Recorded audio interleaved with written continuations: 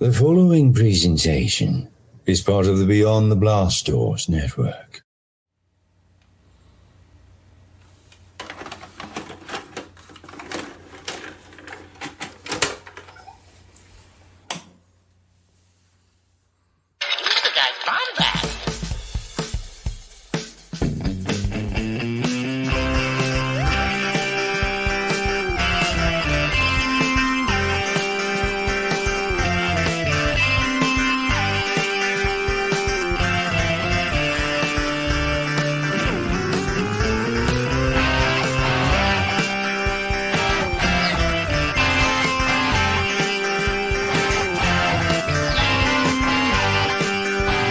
Welcome to the Bombadcast.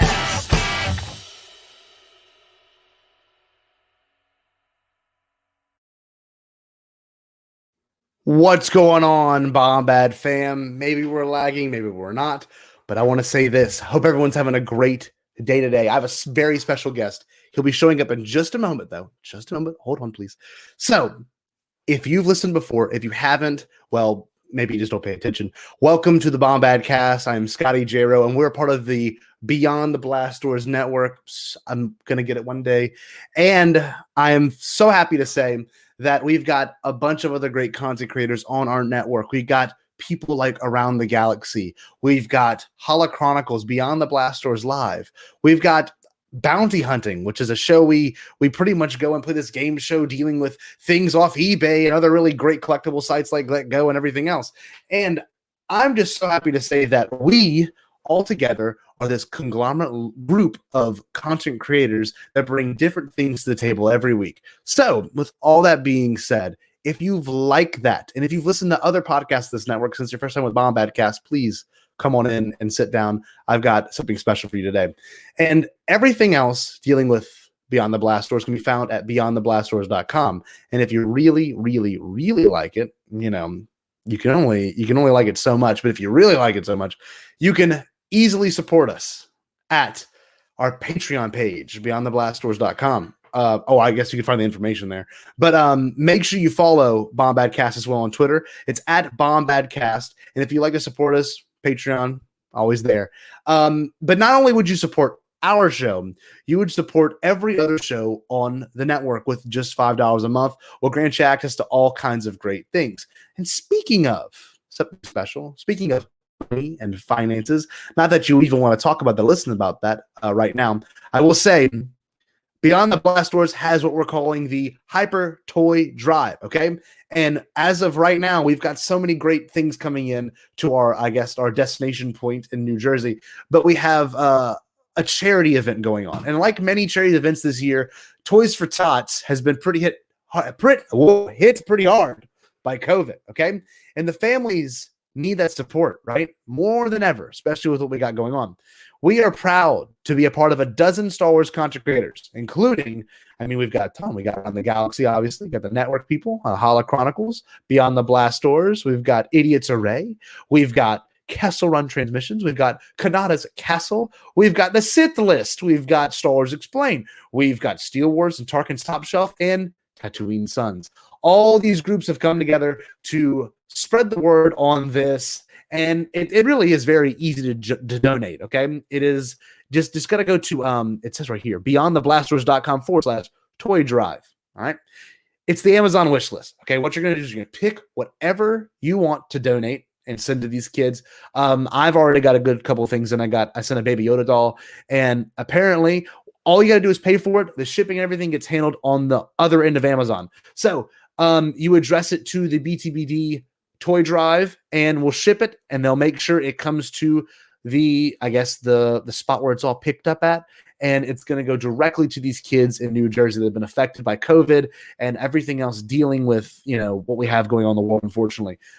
If you can please take a moment to consider donating to it, it would be fantastic. And I think that is honestly something that could really help a lot of people right now. And I've done it. I'd imagine other people are going to do it. Maybe my guest. I don't know. Maybe. And with all that being said, I got to bring in my guest. Okay. My guest is, to me, one of my favorite content creators out there. I listen to mostly every show. Okay. Can't always get to every one of them. You can admit that. It's okay to admit that. This right here, okay? This right here, I met him briefly at Celebration, and he has a giant love, one of the biggest loves for the prequels and all things behind the scenes, okay? I know this man's watched the beginning maybe more times than he's watched the actual movie, The Phantom Menace. So I'm going to bring him in right now. It is the one and only Brandon Winnerty from Talking Bay 94. Brandon, how are we feeling, brother? What's up, man? Thank you for having me. This is great.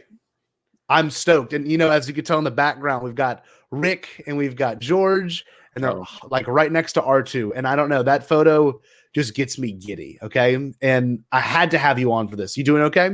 I'm doing good, man. And I'll tell you, that Jedi hat that Lucas is wearing in that photo, I've tried so hard to buy that hat on eBay or on Prop Store. One day I will have that hat. Okay, is it his, or was that a hat he had, like a bunch of hats that made like that? Yeah, it's a Revenge of the Sith like crew hat. So there's multiple that exist somewhere. Yeah. I just have to spend like $500 to get it. But one day, you'll find it. You'll find it. How bad could it be? It's and I don't know if anyone follows Brendan on Twitter, but every other day it's a post and always makes me laugh. It says, "Please don't let me buy this." And the most recent one was the greatest one. It was the one with the Ewok mask, and it's just terrifying. It's like, it's just like the creepiest looking face. And honestly, I mean, not that I make good money, but if I had any money left over and I wasn't dating someone and I was living under a bridge, I would 100% buy as a much replica or actual movie prop as possible. And I think you have. What do you have? Anything in particular? I'm trying to think of things I have from the actual movie. The closest thing I have some call sheets and it says like Blue Harvest on it, which I thought was cool. Oh, wow. But then mostly the collectibles that I do end up getting that are more cast and crew items are just like shirts and hats and stuff like that. So nothing that was like made for a Star Wars movie yet, but one day, every so often, I could probably have gotten something. I have a couple like animation cells from Ewoks. But those are pretty easy to grab. So I've seen those before too. And one thing I remember you posting about, and I actually see in the background, is your Jabba, that one that Phil Tippett, I believe, had made. Was that Phil Tippett? Yeah, Phil Tippett made it. It's in the documentary from Star Wars: The Jedi, and so that's how I first saw it. And then Regal Robot, who make every week, Regal Robot posts like, "Here's a new product for the week," and I'm like, you guys are just making this so that I buy it, because I mean, you can't see it out of frame. I have like a Blue Harvest director's chair that they made, but then my bathroom. One day I wake up and they're like, "Hey, FYI, like we did make the plaque of the Docking Bay 94 logo," and I was like, so like, Tom, you know me pretty well. Like you did this on purpose so that I would spend $150 on this plaque. And then he just did Docking Bay 35, which is from Mando, where Pelly is. And I'm like, I could get both and like have a nice little companion piece. But I'm a good boy. I really I like to tweet about buying things. Yeah. But I'm very specific of what I want. And so I try not to go, overboard that often. Oh no, it's one of those things where you see it and like your lizard brain or whatever it is like buy it. And like I couldn't imagine the Docking Bay 94 one. It was I think I forgot where I was. I was not at my house when I saw the tweet. Yeah. I've been like with my fiance's family, and I was just like, everyone stop for a second. Someone just made a collectible that I think was made just for me. And I'm sure it was not, because I'm sure many people have bought it, but it was really cool to see that. And Regal Robot does incredible things. And I'm glad I did a payment plan for this guy, and he is 100% worth it. So that's awesome. See, I'm waiting. I don't know what it would be. It would have to be like just a mold of Rick McCallum's face for me to there you go. It'd have to be something that's like, or the hat Rick McCallum wore at the very end of the Phantom Menace that's like 15 feet tall. That's a good idea. You could do a Ben Burt, Rick McCallum. Was John Knoll in that shot too? I don't know. You could do their 3 hats or 2 hats. That is literally the oh, come on now, Scott, your American history. What's the mountain with all the presidents' faces on it? Mount Rushmore. Okay, that is the Mount Rushmore of Star Wars prequels right there, and in particular the beginning. Dude, the one thing I would want, and I know you've probably seen the Nerd Matters pin before. I have it. Yeah. Okay. Oh, but you want the thing, dude. That'd be Imagine if they put that out, just the visor and the half Jar Jar head. I would lose my mind. I bet. I mean, yes, I would love an actual prop replica of that because that'd be awesome. Sure. And both of our wheelhouses. But now I'm trying to think like I could probably make that. You know what I mean? I could probably spend some time in a couple weeks, maybe like over Christmas break. Really take your time, and make it. Like anyway, that's a different conversation. We'll take that off air. But I bet I could make that and walk around my house with it and be like, no, look up here, everyone. Like my eyes are up here. Perfect. That's so perfect. That and like seeing it on set. We'll talk about that anyway. Right. No. Kind of back to it. Sorry, Brandon. You're just one of these guys that I know I can nerd out with for hours. In particular, just with the prequels and being a fan of collecting as well. Brandon, tell us more about your show, okay? Because I know you've been doing it for what, 2 years now? Am I correct on that? 2.5 years. Yeah. Okay, and you have a very specific, I guess, niche that you always want to go for with each one of your shows, more so than other people. Do you usually get an actor on your show or no? Is it always usually? I mean, I've seen the one with Anthony Scotty, but have you? I don't actually really know this for a fact, but have you gotten like the actors or more or less the behind the scenes people? It depends. At the very start of the show, if you scroll all the way to the beginning, so Talk Me 94 is me interviewing one-on-one people that worked on Star Wars in some capacity. And so a lot of that is ILM, Industrial Light and Magic, visual effects legends, because that's like what I really like. But then it really depends. Voice actors, we've had Sam Witwer, we had Greg Grunberg.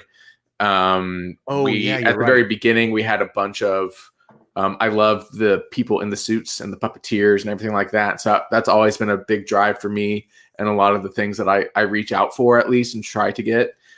We just had Emily Swallow, who played the Armorer, and then Missy Rosas, who played Queel.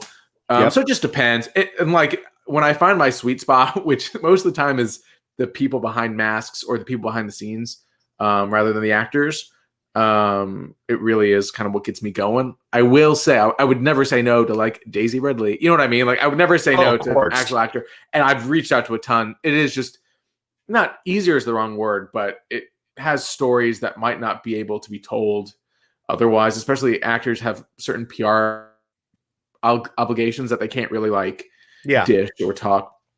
But you can talk to the people that like made the shots happen. You can talk to the people that actually worked in a room with George Lucas for 3 months. And those are the people that really have stories that have not really been told yet, which I really find interesting.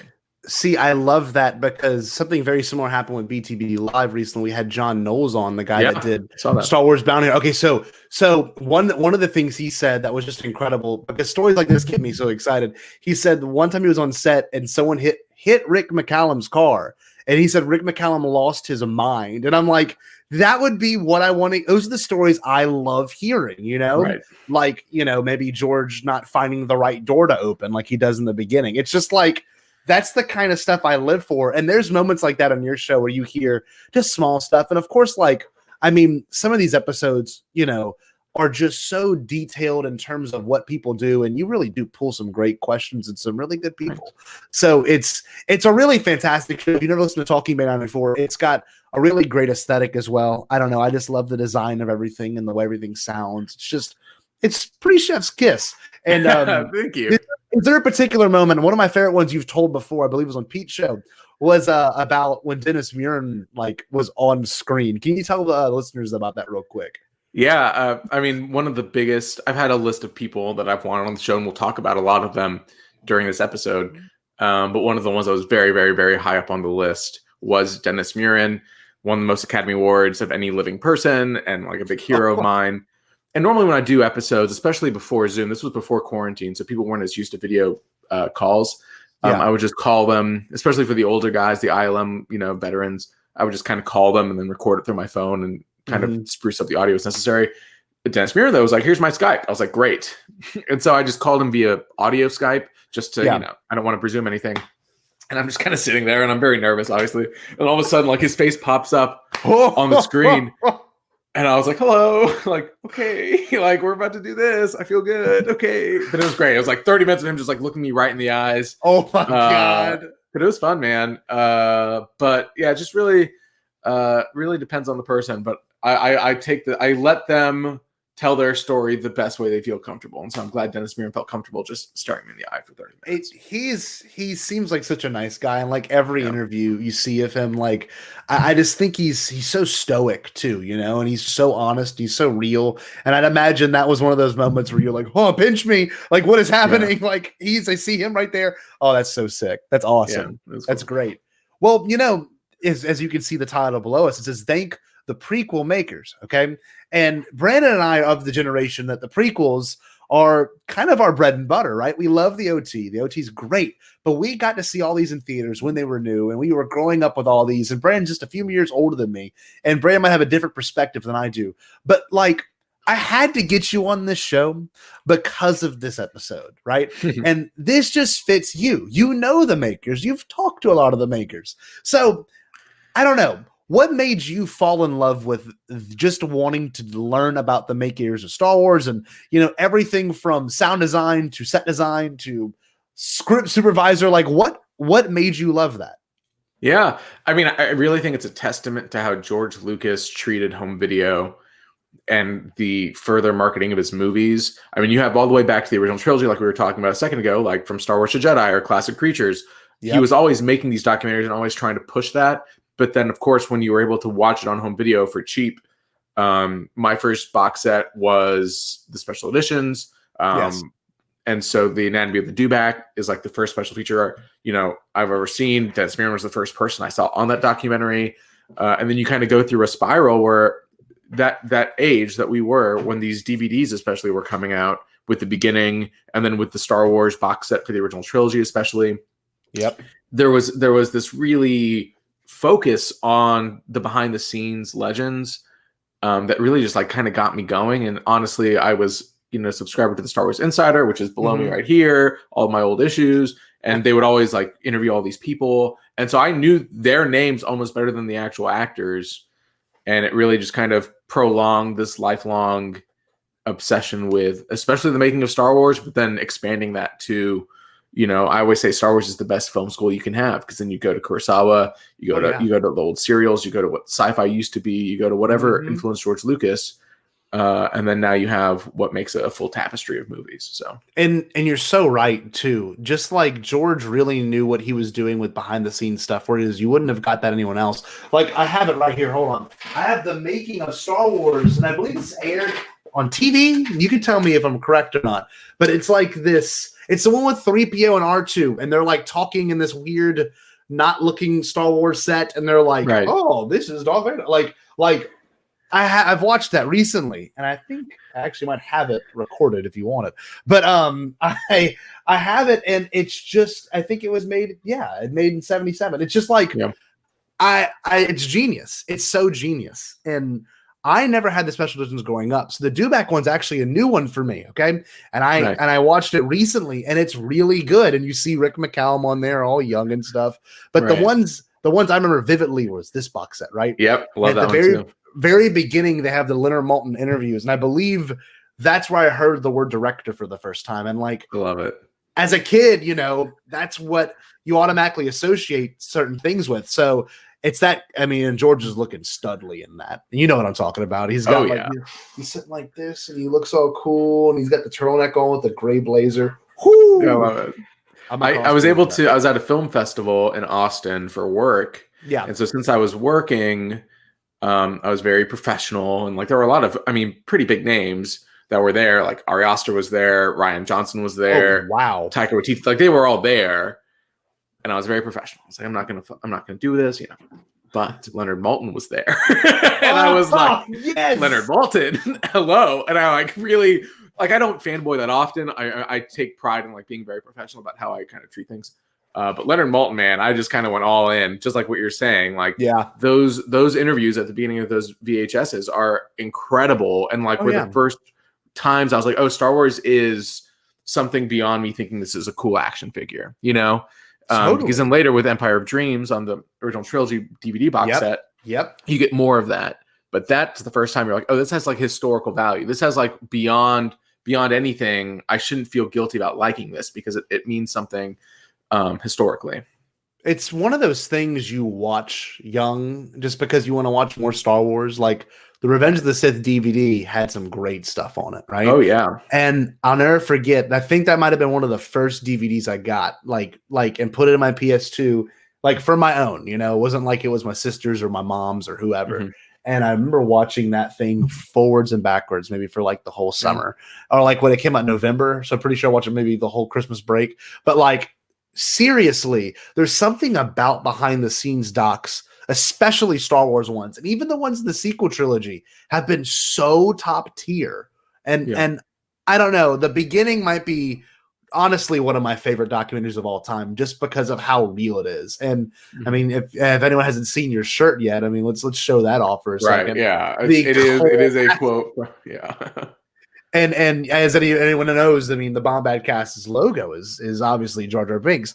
So I'm a huge fan of the fact that you have a love for that too. And I'm sure you've got all kinds of weird stories, you know, with just being involved with certain people that have been in the making of stuff. So real quick, I'm going to get a slideshow pulled up and we'll talk about that, because now, you know, these makers of Star Wars are really big into doing more Star Wars. It's really weird. So give me one moment. Let me share my screen. All right, it should be shared. All right, so there it is. Wonderful name. There it is. All right, so with that being said, Matthew Wood started all off. He's obviously, what you might know more. Was he prequels or a little bit before the prequels? He had just started when Phantom Menace came around, and so he was Ben Burtt's protege. Okay. At Skywalker Sound. And so when Ben Burtt started making more of a move towards editing, especially for 2 and 3, he kind of took over the sound design role, especially with the latter 2 prequel movies, and then has obviously stayed there since. He's still working there. He's the top dog over there, really. And then his protege, what's his name? David Collins. Is that right? No, David Accord. Sorry, David Accord. Okay. David Collins also a Skywalker Sound guy, but David Accord is his protege, who also voiced like Rod of the Hutt. Like, anyway, all that to be said. So Matthew Wood, though, has kind of taken on the responsibilities that we would associate Ben Burtt with now, especially for Star Wars, like kind of the keeper of all those sounds. Yeah. But then back then he was obviously General Grievous. He was the battle droids. And, you know, just a solid guy. He appeared in my fan film when I was in sophomore year of high school, I think. I have to find that somewhere. No way. Which was nice of him. So, you know.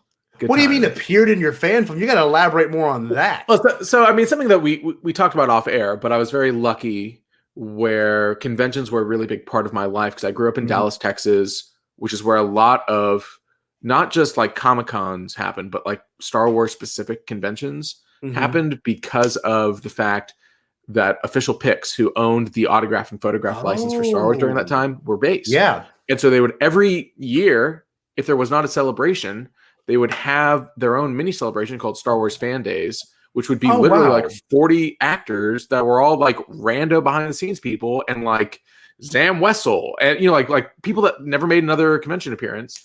And it would be 3 minutes from my house. And so I was able to like really kind of bask in that, really kind of be a part of that, which, you know, I do not take for granted at all. But then in high school, I convinced all my buddies to like, I was in like a film elective or whatever. So we did a movie. I wrote a short film of what would happen if a Trek fan went to a Star Wars convention. So I dressed up one of my friends as like Spock. And then he would go around. I'd have like the cosplayers like beat him up, you know. But then like Matthew Wood like did like a destroy him or something, you know, in the General Grievous voice. I have to find it. I deleted it off of all the social medias, you know. But I bet if I watched it now, I bet it wouldn't be that bad. It would be bad. No. It wouldn't be that bad, right?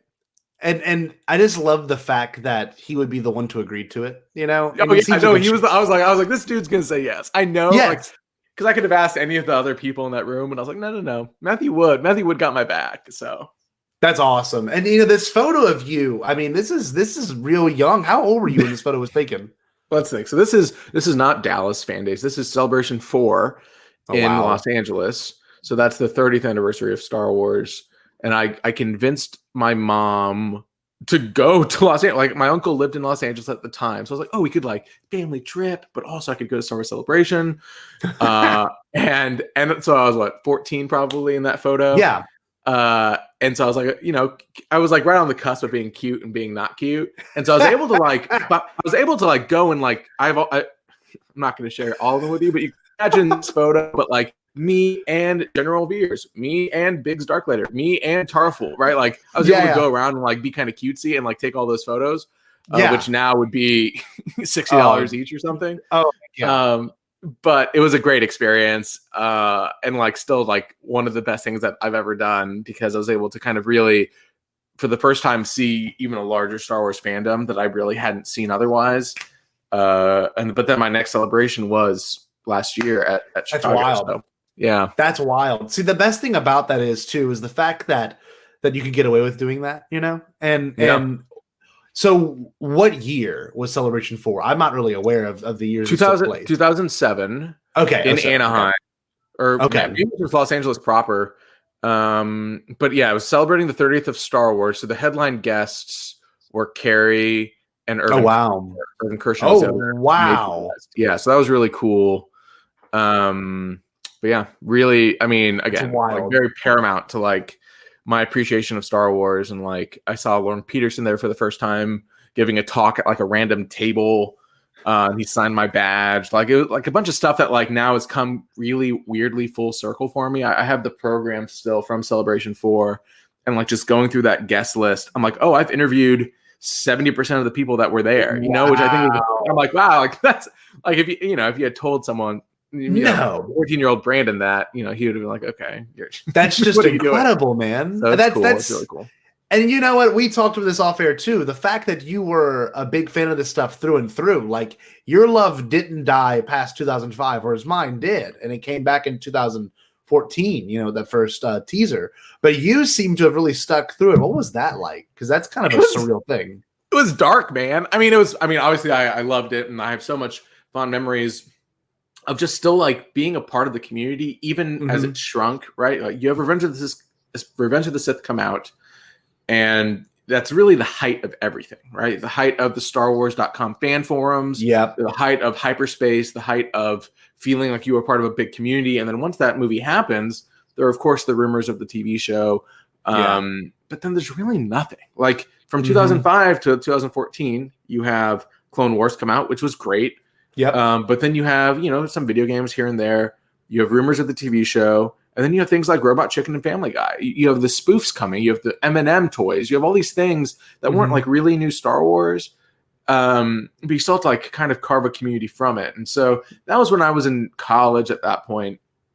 And it was really still like me figuring out like, okay, what does it mean for me to be a Star Wars fan in college? Right. And that was really, I think I told Pete that when I was on the show, like, one of my favorite books that I have back here is my original Making of Star Wars book by Rinsler, because I had to like decide like, okay, this is a $60 book in, that is a surreal moment. 12, and I'm, in college, and I'm like, okay, either like I eat ramen for a week and get this book, or I can like live my life. And I got the book, and like, so it was more just, it felt a lot more personal to me, which is good and bad. I think some people like really take Star Wars personally, but then I was in college when they made the announcement that Disney Star Wars was happening, and that it had been bought, and then in the press release it says, and episode 7 is in production.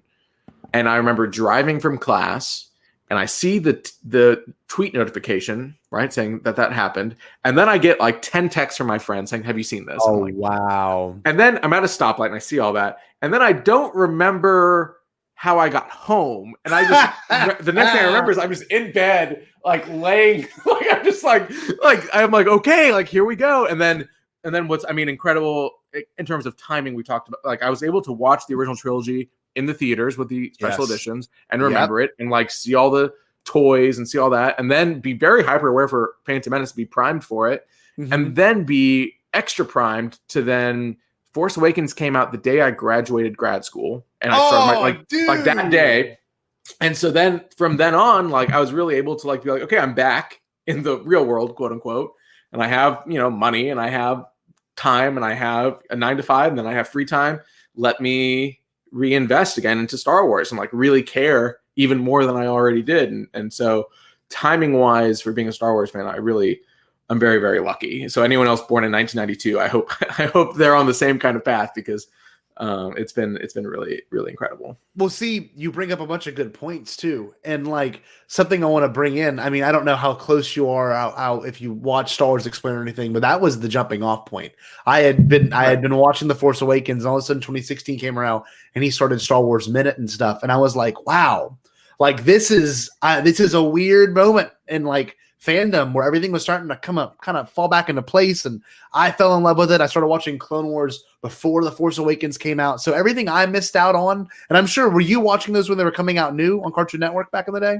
So I watched, because here's a separate story, which is the Clone Wars movie comes out right in theaters, and I'm like, family, we are going to see the Clone Wars in the theater. It's the Star Wars in the theater. I have the ticket stub still. We're gonna see this. And they're like, okay, Brandon. And then we watched it. The Clone Wars movie, for how great the Clone Wars is, it's not very indicative of the quality of the Clone Wars. Oh, yeah. And so I was like, all right, like, sorry. Like, I don't know. Like, I'm sorry you didn't enjoy it. So I watched the first 2 seasons pretty regularly. And then college, I think I literally went to college right after that. So then I just like I didn't have cable. And then they put it on Netflix finally with the Lost Missions, I believe, is how they did that. Good. Mm-hmm. And so then that's how I got back in. So for a couple years, I just wasn't watching, but I was definitely reading everything still. So that's the other part of like my Star Wars fandom. You can see this is a very, very small bookshelf behind me. Yeah. The bigger bookshelf is in the other room. But Star Wars books have always been just like a huge part of my fandom. And so I was reading the Star Wars books really until the Disney purchase. That's awesome. And like, I don't know if I was reading them almost out of repetition more than like devotion to the expanded universe. So when they were like, hey, like we are rebooting it, I wasn't like, how dare you? I get it. Clean slate, man. And like they were still there. Your love didn't go into remission quite as much as most people's did. And like, I had to relearn my love of Star Wars. And, and I'm sure you've had this happen with different fandoms too, but your love of something says a lot about yourself, right? And like I had a hard time coping with the fact that I had loved music growing up and all throughout high school. And 2014 is when I started college, and then 2015 is obviously when the film came out. But like realizing that love was still there was very surreal. And like, do I embrace it all the way or do I not? And I honestly think if I was in a different moment of my life, I wouldn't have embraced it as much. But kudos to you for really embracing it through and through, because some people, they get kind of, I used to watch Star Wars when I was a kid, and they see the new movies now, and they call me like, oh my God, that new movie was great. Whereas they don't embrace it as much anymore. And I don't know, maybe it's just the hyper nerd in us or the content creator in us. But I don't know. I want to ask you this too, because this came out of my mind. Yeah. Did you see The Phantom Menace 3D in theaters? Were you that cool? I did. So, me too. So yeah, me too. I was in college when it happened, and it was a similar situation like the Clone Wars movie. And I was like in college, and luckily, College Station, Texas. I went to A&M. College Station, Texas. The only good thing, not the only good thing. College Station is great. The thing that they would sell if you went on a college tour, even right now, to College Station, they're like, "Welcome to A&M. Hope you see Kyle Field, whatever." They will always say every tour goes like, "And our movies in College Station are only $5 tickets." That's like their selling point to like move to College Station. Yeah. So I saw, that was nice because I was able to see a bunch of movies that otherwise I would not have, even on a college budget.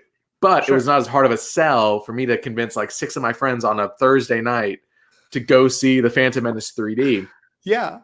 But then here, this, I don't know if this is like super appropriate for this podcast. Oh, no, it's doing. But I did get very drunk beforehand because it was college. I was like, we're going to pregame this. I tried to make everyone happy. So I got very drunk. Okay. And so telling drunk stories is whatever, but I sprinted through the halls of the Cinemark, right? I got my ticket and I just sprinted. And then we were late because we had been pre-gaming. And so then we got the very front row and very middle. So I'm just sitting up there, 3D glasses on. Trashed. And then, and then I, I'm watching. And it's a long time ago, Galaxy Far, Far Away. And then it goes, Star Wars. And I go, Star Wars. And I pass out. then I wake up and boss ass is like, peace, and that's it. No way. That was my experience with Phantom Menace 3D. Do I wish I had seen it in 3D for real? Yes. But it's a funny story to think back on. So I love it. You saw it in 4D. You saw it. You saw it.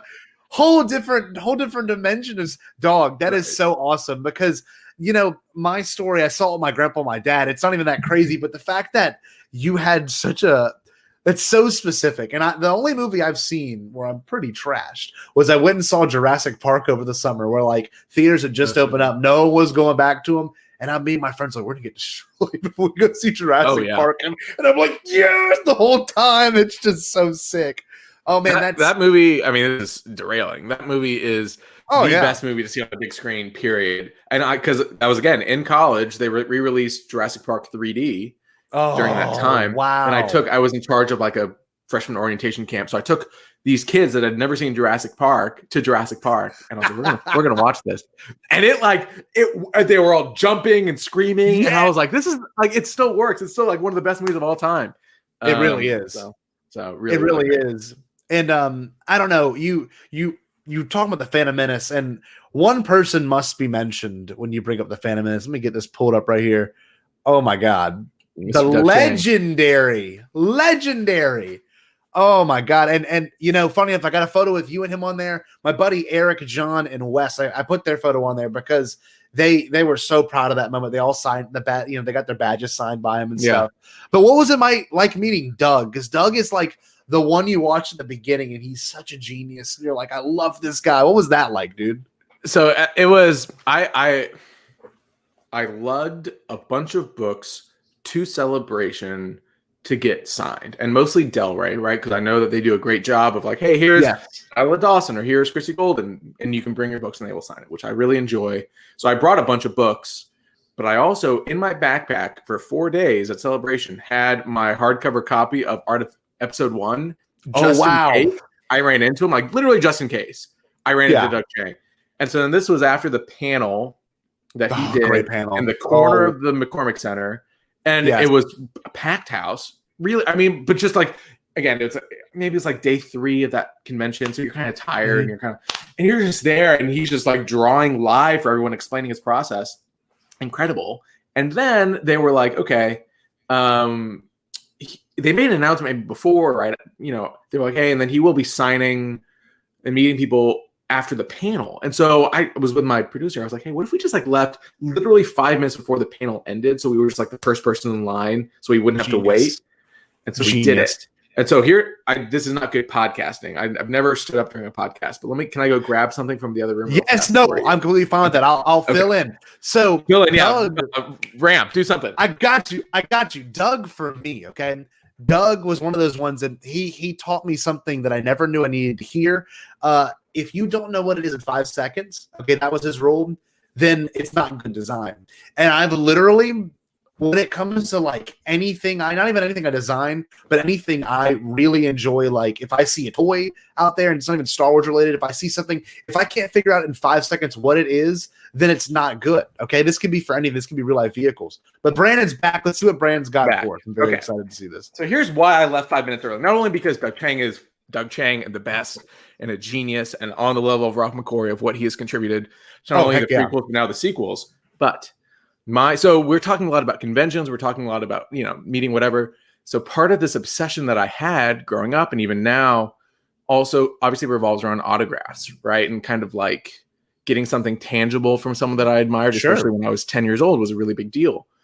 And so very early on, there were all these forums for Star Wars that were like, hey, here's the address of this person. Here's the address of this person. If you write them a letter, they will respond to you. They will sign whatever you send them.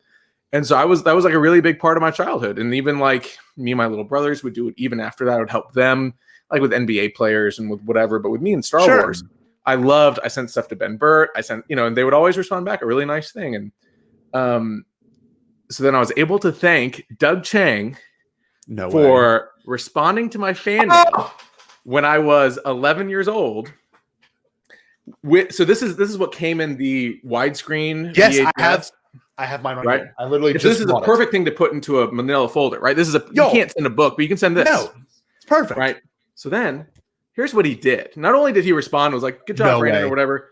He sketched a battle droid Yes, in there, right? Isn't that fucking, or I shouldn't say, Dude. isn't that freaking crazy?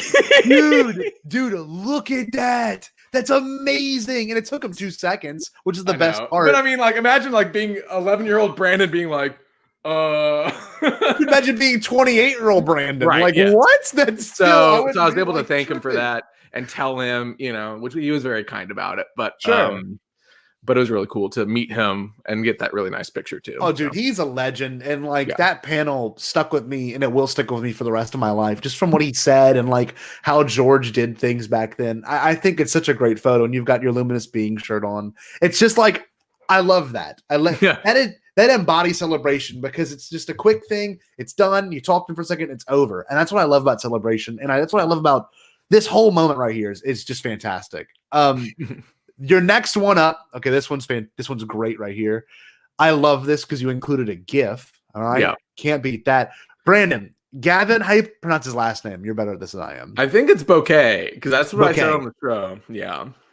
So with Gavin, he is like an unsung hero. Like he's not really in the beginning documentary, to my knowledge, right? Or not a lot.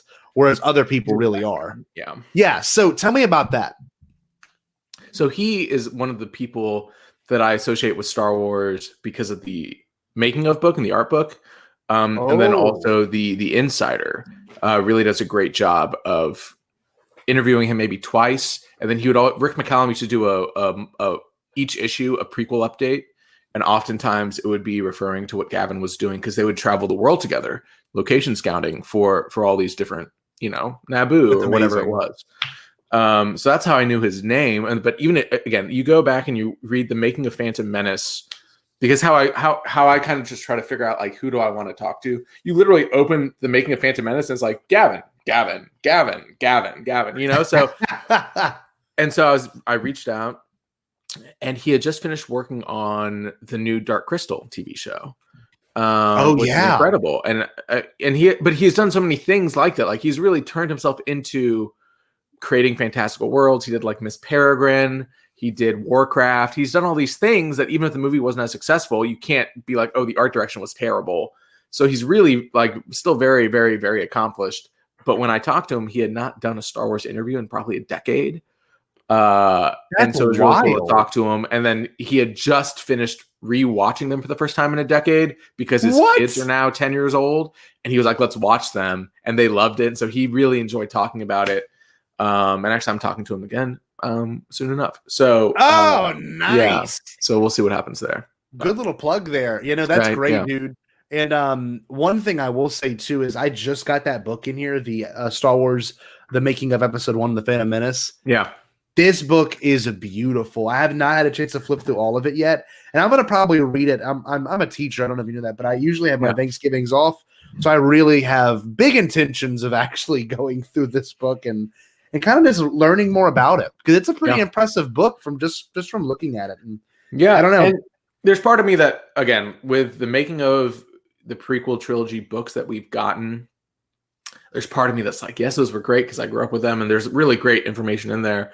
And there's part of me that's like, I really just want like a Rinsler quality, big making of Phantom Menace, like that would be incredible. Oh, well, I mean, the archives. I know. Yep. Did you order it? I'm excited. I ordered it, and I like he announced it. Paul Duncan announced it. He was like, "Hey, FYI, like this is on sale right now." Yeah. And literally within 30 seconds, I spent $200 on it or whatever it was. Yeah, I know it's 200. And I'm like, where is it? Like, I know I was the first person to order. Like, you know what I mean? Like, where is it? Because all the people in the UK are getting it. Yeah. And then he said, like, oh, like American warehouses are getting it right now. It should be shipped out. And I'm like, just like waiting, because I have the first archives book right here, and it's great. It's a little too heavy to read, but I mean, the differentiator, if anyone's on the fence or whatever, the differentiator is that he re-interviews George Lucas. It's not just like old archival stuff. Which is great. It's him doing new interviews. So like the original archives book is incredible because it's like George Lucas for the first time I've heard talking about the holiday special and the Ewok movies, because he asks him. And this is the same way of him asking about the sequels, him asking about the special editions, and then him asking about the prequels. So I'm very excited to get my hands on it and just like devour it. I'm hoping it's going to be like what you're saying during this break, so I can just like sit down for a day and just go through it. So I'm excited.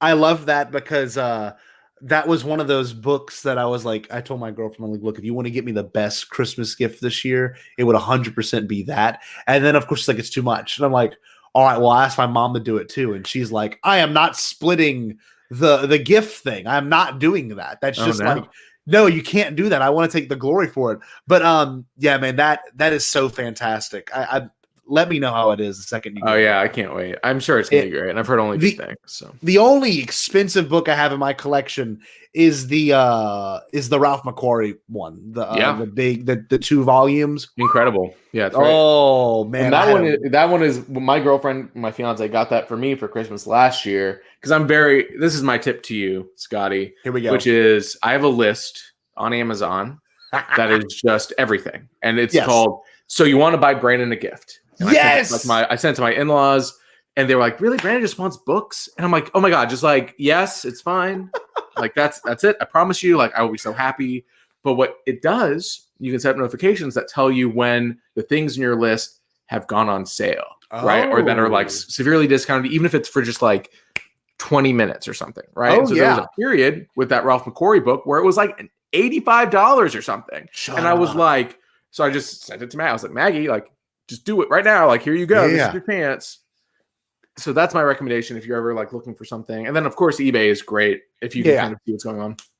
But you got me. You were the reason I bought the Rise of Skywalker Art of book because it went down for like $18. Oh yeah, no, I saw that. I was like, yes, you I want to buy this. Whoo, in a heartbeat. And Phil Stozak retweeted you. I was like, yeah, as fast as I could. I went and bought it and it was so mindless. Like I had like, I don't know when that was. Was that like 5 or so months ago? Yeah, I don't think I had that much money in my bank account. Yeah. Oh yeah, dude. I was like, I have to buy it. There's no mindless. There's no control over me right now. Yeah, no, I love that. So that is a good tip. I'm not kidding. Once this is done, I am going to do that tonight. Make your little list, and it doesn't have to just be Star Wars, obviously, because I have a bunch of random Tolkien books or random there's like an Akira box set that's always like $200, but every so often it'll be like again $80. I'm like, all right, like I'm ready. As soon as it happens, I'm ready. I gave this tip. I was on Sky Talkers, and I said this tip as well. Yeah, because we're talking about very expensive books, and I really, like I'm very lucky where I'm able to like save a bunch of money and then spend some of it on the things that we're talking about. Sure. I will say we keep talking about the Rinsler books, especially the Making of Star Wars, Making of Empire, Making of Jedi, which are the 3. Like if you need a Star Wars book in your collection, that are those 3, and they're expensive and they're kind of out of print. Some of them, or like you can only get like paperbacks or whatever it is. The digital Kindle versions of the 3 of those books are $7 right now because they're just like heavily discounted. And then they will get discounted to $2 every so often. So just keep a lookout for that. And it's nice having these books and nice having them on the shelf or whatever. But if you have an iPad or you have a Kindle, you have whatever, they are incredible because they're not only just the book and the good writing and the good research and whatever the pictures, but the digital editions have additional content that is nowhere else that Rinsler did specifically for the digital books, which are the actual videos of the interviews and deleted scenes and audio clips that are all interactive when you're reading it. And again, $7. And if you have an iPad, just spend the $23 and have them with you all the time when you're on a plane or wherever. It is the best resource in the entire world. Now I'm buying more things. What else? What else can I get you to buy? Yeah, no. This is bad. But it goes back to what we're saying. It's important to separate like spending a ton of money to be a great Star Wars fan. Because I look at people's collections, I'm like, what? Like that's incredible. I wish I could do this. Yeah, collection aspect. But it's being a Star Wars fan the best way you can, but also knowing like, okay, let me like not game the system, but be very strategic about what I'm going to get. And like, I don't buy as many action figures as I might want to, right? Because I'm like, if I buy 5 action figures, I can also just buy 1 book or whatever it is, So that's kind of, anyway, everyone has their own passions. Everyone has their own collecting habits, but that's kind of what I've tried to do at least. It's great. And I don't know. I think this next person we're going to bring up kind of plays more to your nature.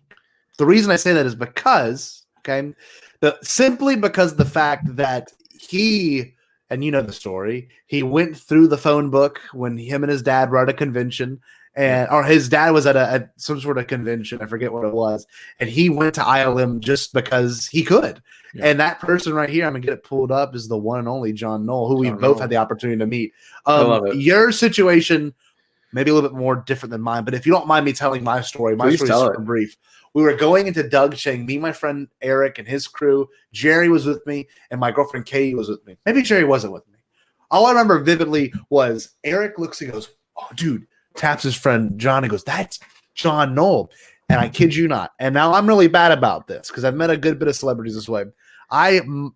Just a whole different Scott comes into being. My brain goes into like the whole different realm of existence. And I walk right up to him like, "Loved this, love this. Is there any way I can get a selfie?" And I snapped my photo as quick as possible. And as we're walking in, I put my phone in my pocket and I looked at him in the eyes and said, and we're like walking side by side.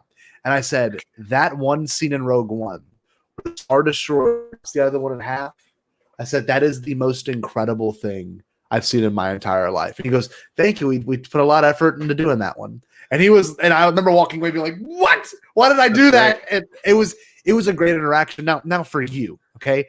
It's a very similar styled selfie. It feels like, it's like kind of hastily done. So what was that like for you, Brandon? What's your little story about that? Yeah. So this, and then there'll be another picture, I think, later on in the slideshow.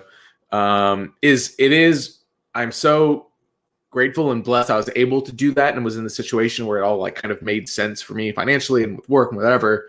But the Academy, there's a Blast Points Facebook group that I really enjoy. And someone in that group was like, "Hey, FYI, like there is like an Academy panel about Star Wars.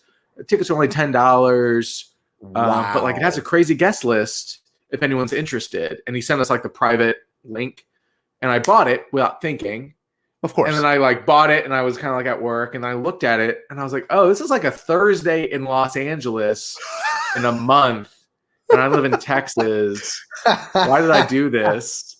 But the list was Marshall Lucas, Ben Burt, John Knoll, Dennis Mirren, John Dykstra, holy cow, Richard Edlund. It was literally it was every single person that had won an Academy Award for Star Wars talking in a panel at the Academy about it because they had donated the Dykstraflex to the Academy Museum, and so they were doing a big thing. Oh my god! So I was like, okay, let me now that I've had this ticket, because then it sold out literally within like 30 seconds, right? No, and I have this ticket. And I'm like, I was like, what? And so I go to my boss and I'm like, "Hey, I will be taking a day off work in a month.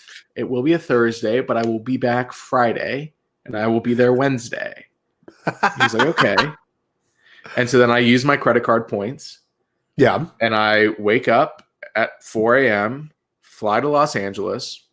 No way. Mess around. Because of the job that I had at that time, I had like meetings at the Academy. I reached out to them. I was like, "I'll be here."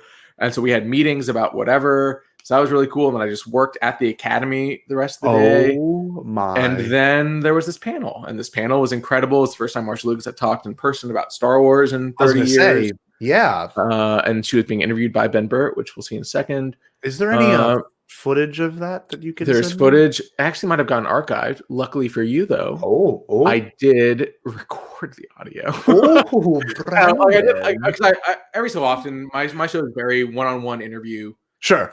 Specific. Every so often, I'll push myself. I did an Empire 40 audio documentary with all the interviews that I had done with people that worked on Empire, and I put that together. Oh, that was great.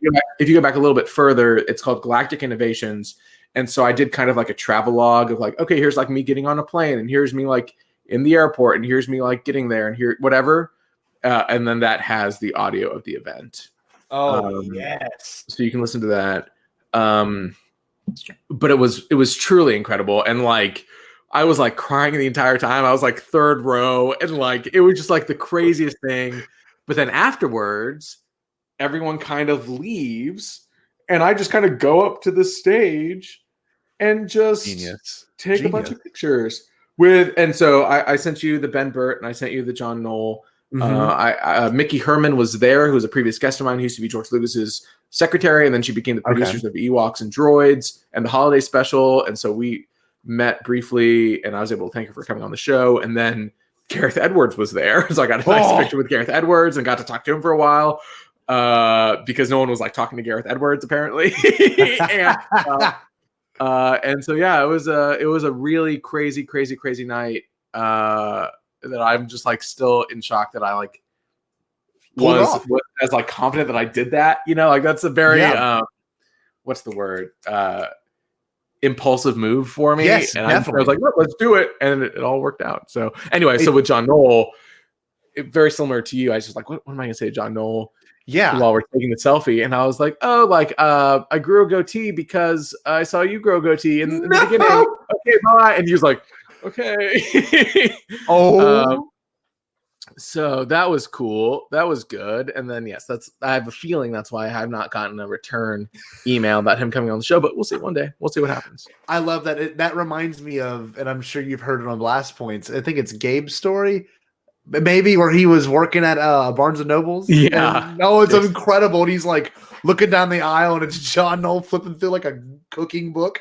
It's just so incredible. And I imagine, John Knoll probably has this happen a lot, and not just because of Star Wars, but because of Jurassic Park and because of Pirates of the Caribbean and because of, Photoshop. I'm like, honestly, my aunt, when I sent her the photo of me and John Knoll, and I said, I met John Knoll today. He worked on the prequels, and she's like, he made Photoshop. And I'm like, yeah, right. Like you forget he's done so much that he's like he's a literal wizard. We talk about Dennis Muren and Phil Tippett and John Dykstra as being wizards, but he is the next, like he is that level, right? I don't know. I love John Knoll. I'm obsessed with him. I love John Knoll too. He's so chill. He's just like, there's something to him. But anyway, I'm sorry. John Knoll he'll get a whole episode one day, and I'll bring you back on to that. All right. Now this one is a legit legend because of what he did for the Phantom Menace. Obviously, he did so much for the editing of it. But tell us about Ben Burtt, okay? Because I don't know, you haven't had a one-on-one with him yet, have you? Not yet, and we've gotten close. It will happen eventually. We've gotten contact. That's all I'll say. We're close. We're closer than we've ever been, and it will happen one day. And I really cannot wait. Yes. But Ben Burtt, again, one of those people that shows up in every single documentary, no matter which time period you're watching, no matter what you're very hyper aware who Ben Burtt is. And so Ben Burtt, just like that Doug Chang I showed you, I should have pulled that too. I sent him a little book, and he signed that when I was 11 years old. And then with Ben Burtt, I used to do. I've said this before, I haven't gotten in trouble yet, so I'll say it here. You used to be able to, like John Knoll in the phone book, but the Skywalker Sound phone number is accessible. You can find it. And so especially back then, it's 2001 or whatever, you call the Skywalker Sound, and I'm like, yeah, may I please speak to Ben Burtt? And then you get Ben Burtt's voicemail, or you get Ben Burtt, and you're just like, hello, is this Ben? He's like, yep. And I'm like, okay. No way. So yeah, I did that a few times, and then I was like, I should have something to say, and I was like, I had nothing to say as a 10-year-old or whatever. So, of course.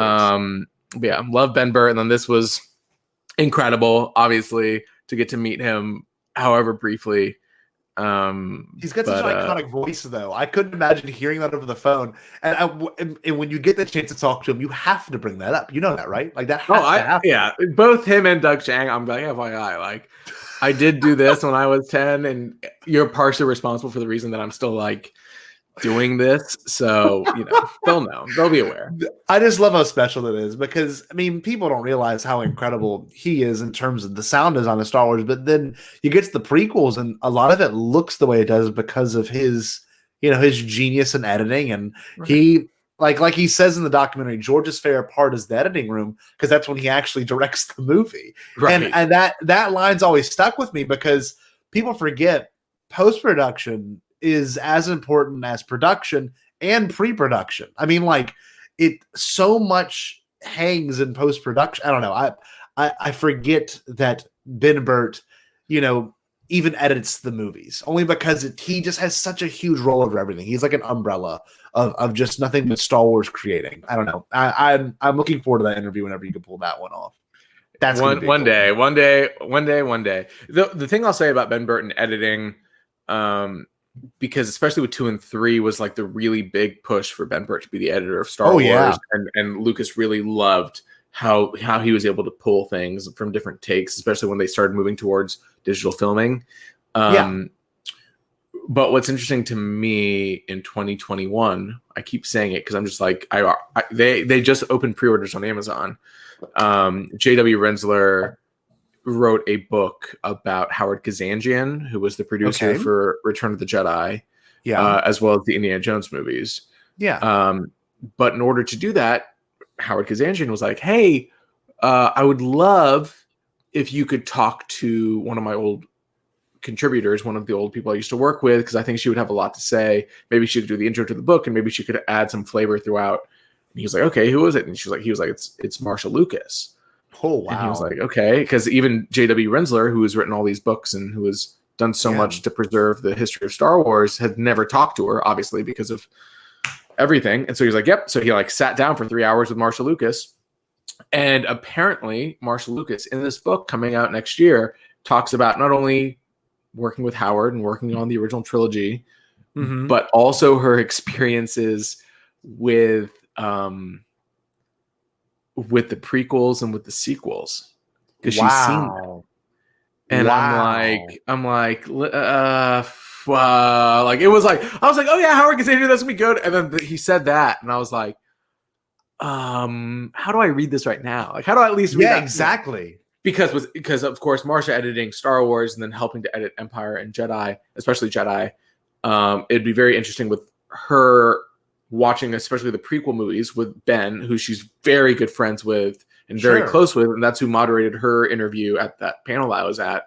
Dude. And so I'm very curious about what she thinks about, especially the prequels, when she knows that her friend like someone that she collaborated with so closely early on, then kind of took up that mantle for 3 other movies. So that's a very surreal thing. I had never put those 2 and 2 together. The fact that she has never stated her things on Star Wars post Return of the Jedi. Right. Wow. It's going to be wild. It's going to be. I'm excited for that. It's going to be wild. It's going to be wild. We're talking about Rensler a lot. I don't know if you've seen, he's having health issues right now. Yeah, I did see that. And so he's encouraging people to pull and buy his latest fiction book, All Up, because I think he gets the most proceeds from that, which is a very good. I have that too. It's all about the space race, but I feel like we're talking about him so much, I might as well say, of course, if you have been influenced by him in any way, as even to a 10% as much as I have, like definitely try to buy his book and do that, because he has done him. It's like him and Phil Shostak are like neck and neck of like how archiving what we all are now, like what we're talking about today, we wouldn't know half of this stuff without all of that. And oh no, Lucas has always been so good about it. So totally. And I don't know, you and I actually, and I don't know how, I won't never forgive this. Whenever he did that live stream, you and I were going back and forth with each other that day because of the fact that like he might say things that, that normally wouldn't be said, because he was on the set for The Force Awakens, and then all of a sudden, mysteriously, it's like, don't put that book out. Don't do this with whatever, all the interviews he had gotten. And like, I'm still to this day, I'm really eager to find out what happened to those things and what's going to come of those interviews, because nothing's better than really good dirt. And one thing I will say is the prequels were not shy of criticism, which is true, but also problematic, productions, which is fine. Yep. Everything is a problematic production. And I think that's the last bit of Star Wars, like, I guess you would say dirt we're going to get under this Disney umbrella, only because, it's just, they want to make sure everything, the image is always perfectly clean, right? But I mean, as of recent stuff, all the directors getting changed with Solo and with even with Trevorrow and all the different creative things, Josh Trank's Boba Fett film, like, it's okay to have dirt, and I'm waiting for the day that they will succumb to that reality, right? Because I was actually talking to Alden Diaz about this relatively recently, because it's all these things you're saying, right? It's the Lord and Miller Solo cut. It's the Harrison Ford hurting himself on The Force Awakens, and they have to do script rewrites. It's whatever happened with Tross and with Colin Trevorrow, and then also like during production, like what things changed. And all these things, you and I are able to talk about it almost like a language because we know them, though, is the thing. Like, yes, we know them. We're hyper And aware. I don't know if they'll ever say it. Like, maybe we get a sequel archives book in 20 years and you and I are going to be like, yeah, it's like, I can't believe we finally got this story. But we know, like, I don't know. We know the story. It's fun having that secret language between us, you know? And almost I'm at a point, like, we're getting all these things right now with Lucas being re-interviewed for that archives book. Sure. And then every clickbait article for every whatever BS website is like, well, here's what Lucas was planning on doing for his sequel trilogy. And I'm like, we knew this. Yes. We knew this 10 years ago, 5 years ago. And it feels less special because it's kind of been like content mined. And so for a second, I kind of like just having it, you know, like, I just like, I like kind of all of us knowing it and joking about it. But it's very much to the insane fans, you know, like I couldn't talk about this with anyone, right?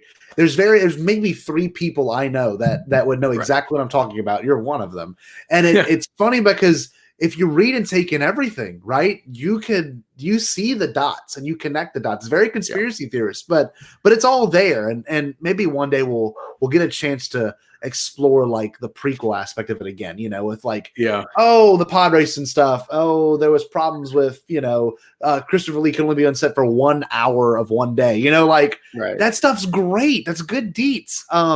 But one bonus thing I want to throw in here in the slideshow was some photos from Celebration. Okay. And this photo I posted on Twitter, but funny enough, that one of your tweet, it's you with a Ralph McQuarrie Vader. And by the way, I screenshotted this and I barely knew you then. And it's just funny to think that I was like, yes, screenshot this. It's so sick. But this one over here, we were at the Luminous Beings meetup. And if you can't tell just from the monitor, I'll get it blown up just for a second for our viewers. You can see some incredible content creators all in one image. You've got Rick Villanueva taking a selfie with Lacey Gillerin while everyone's wearing their Luminous Being shirt. You see the back, you see the fade of Brandon's hair. The clean fade, man. Ready for celebration. Looks sick. And it's kind of hard to see, but you also can see, look, I got my arrow on it now. You can see Alden Diaz. Okay. Yep. And who is this again, Brandon? You brought her up before we talked on the show. She's just like a random Gambit in a poster community. Yeah. It's just funny to see. Oh, look, I got my laser pointer now. And like it's just crazy when you think about Celebration. And you've said you've been to 2 of them. I've been to 2 of them as well. But this was the first time I was like really content creating and stuff for it. Or like not really there yet, but like I was trying to get into that part of the community. And like I cannot wait for 2022. I'm like every waking moment. I'm already picking my outfits. It's so sickening. You know, I mean, you get it. It's ridiculous. And thank God we can still talk and hang out till that. But I don't know. That celebration was so spectacular. And were you at the Mandalorian panel, by the way? Because that was one of the ones I want to bring up. So the Mandalorian panel, and you remember all those big, quote unquote, big ticket panels. I was able to get Phantom Menace and Mandalorian and Galaxy's Edge. I was unable to do the Rise of Skywalker when I had like I was in one of the rooms, not the main room. But with Mandalorian panel, because Doug Chang and John Knoll were both there, right? Just like in the crowd. And all those panels in those mornings at what was the theater called? I forgot, but McCormick Coliseum. I don't know. They would not serve coffee. It was cold. I was tired. They would not serve coffee up in the concourse. They would serve beer. They did serve beer. I remember that. You're right.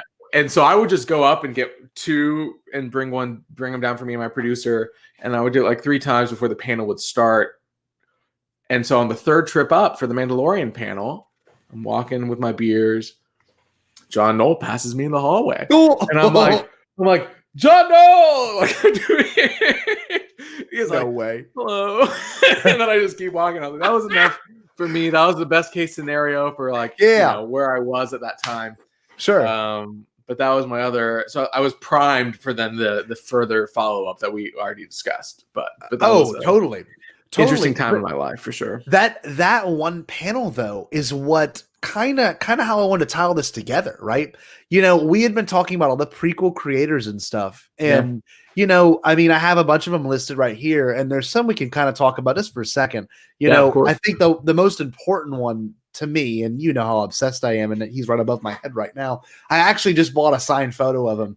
Oh, nice, is Rick McCallum, and Brandon, I don't know why. I watch anything with him, and he screams Hollywood. Okay, yeah.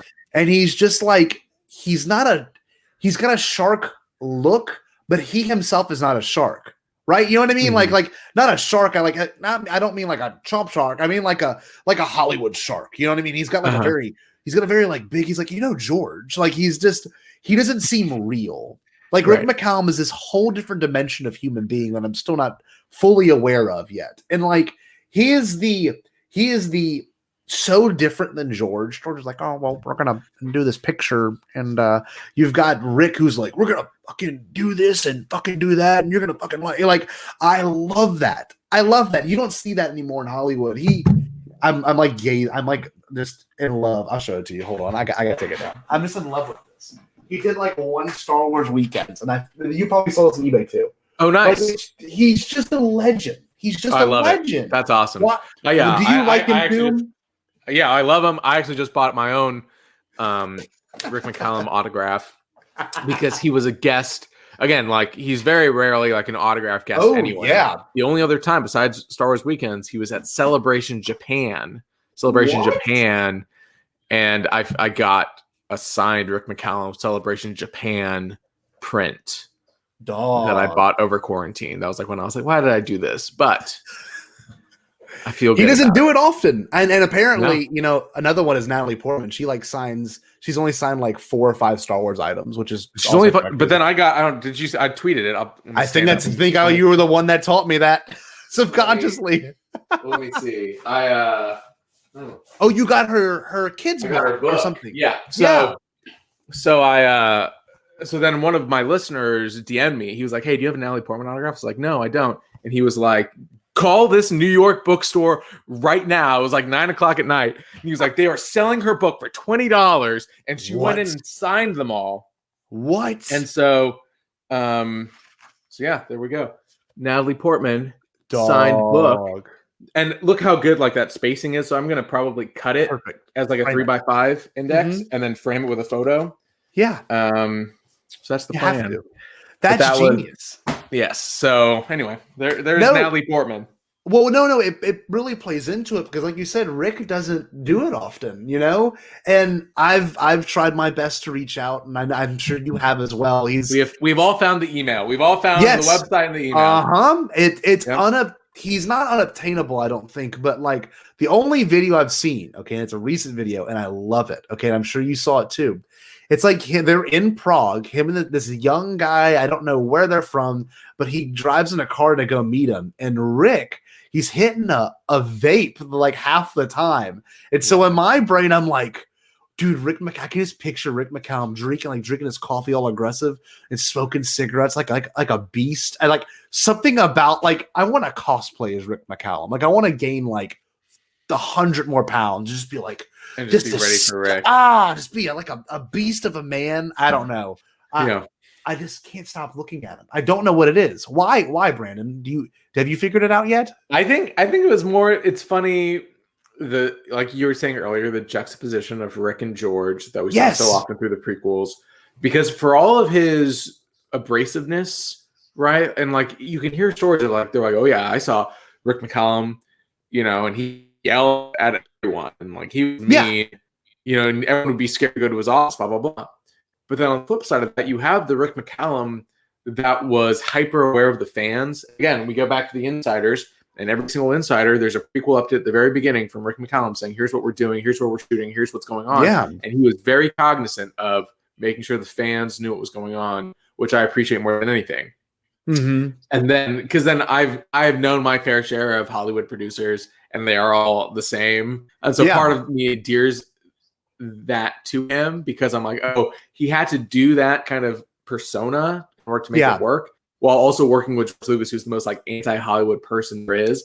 And they were able to work together and make it actually work. Because if it was just George Lucas trying to make the prequels, it would not have happened. No, it wouldn't But have Rick happened. McCallum was like, he's like Spider-Man and Spider-Man 2, like holding on to Yes! everything Yes, as much as he can, which is great. And so No. one day he'll yell at me on a Zoom call or something, or send me an You're email gonna love saying, please stop emailing me once a month. I swear to God. And I will, as soon as I will put that screenshot on Facebook, I will put a frame right behind me. It's going to be, it's going to be great. So. You're gonna send it to his home address and have him sign it. Like just go. No, that's a good idea too. Like put the postage on for Prague, like $40 worth of stamps. Oh my God. Well, and it's a really important thing to say, and I don't think people realize this enough. And maybe it's something that most fans aren't attuned to. But the most pure version of George's Star Wars, okay, the most unedited, the most like real it's ever been, was to me The Phantom Menace, only because Rick was like, yeah, we got to do this. This is what George Lucas wants. Fox wasn't like, let me, puppeteer you and make you think you need this. It's just an independent film. It's amazing. It's amazing. Yeah. And the one thing I love about Rick, as well as you have some other people on this list that we're about to go through, like David Tattersall, like Gavin Bouquet, the people, and Trisha Bigger as well, people that worked with George on Young Indy leading up to the production of the prequels. They all kind of formed this core unit of being able to shoot Young Indy. They were shooting an episode a week, and then they would change countries once a month, right? So they were shooting like movie quality TV show episodes at a breakneck pace. And what the purpose of it was, not that George was like, yes, I really want to tell this story. There was partially that, but he really wanted to make sure that his teams were ready for the prequels. And Rick was a huge catalyst of Young Indy. And then Rick, especially cultivating that talent that we're about to discuss even more, I think is even more important in terms of his legacy for the prequels. Oh, heck yeah, dude. Totally. And as the list goes on, I mean, Rick, like you said, kind of brought it all together. And people don't realize it, but the special editions wouldn't have happened without Rick, right? The special editions interviews have Rick half the time. And if you look at the credits, it's like produced by Gary Kurtz. Then right below it's like produced by Rick McCallum. And you're like, that's mind-blowing that George, trusted him that much to do that. And it was because of Young Indy. And I've seen a handful of my Young Indy episodes, and they are incredible. Like they're fun, man. Just the production of it's unthinkable. Like the amount of extras on some episodes were just insane. Man. It is very reminiscent, because again, we can talk later about Rick then wanting to do Star Wars TV with 1313. Oh, it's very reminiscent of the scope that they wanted to capture with Young Indy, that then they wanted to capture with 1313, but then that they are now actually capturing with Mandalorian. Yes. And we talk about Star Wars TV, but the legacy of Star Wars TV is George Lucas and Rick McCallum, and we're seeing it realized with Mando. And because we've seen those photos of George on set, and the Baby Yoda one like sent me into shock. Oh, every time. I would love Rick McCallum to go to the volume and be like, yes, they're doing it. You know what I mean? Yeah. I think it would be so cool. So I'm telling you, on the phone with my friend Eric, he was going to come and join us for a second, but he had other plans. We talk literally maybe every other day just about Star Wars stuff. And the one thing I said is, if we're watching the Kenobi series and it says executive produced by Rick McCallum, I would absolutely lose my mind. And like, I'd already be losing because of the show, but if that name just showed up on there, because I mean, the infamous Ewan, dude, dog, Ewan, like when he's on the phone with them, we're so happy to have you on. Me, Liam's happy. I mean, it's absolutely fantastic. Like, it's just something about that man. Oh my God. And yeah, he would love the volume. He would be obsessed with the volume. He'd be obsessed. Just like George was. In that one shot of the gallery, he has hands in his pockets. He's like, wow, look at that. Like, I am. You did it. It was great. Yeah. I can't wait, because something in me, and I'm not getting my hopes up. I'm not. But something in me says George would come back to do maybe just one thing because of the technology. But I'm trying.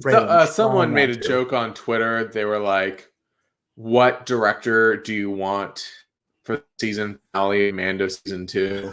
I was like, George Lucas, baby. Like, can you imagine if they were just like, "Yeah, here you go, man. Like, do it." Like, it'd be anyway.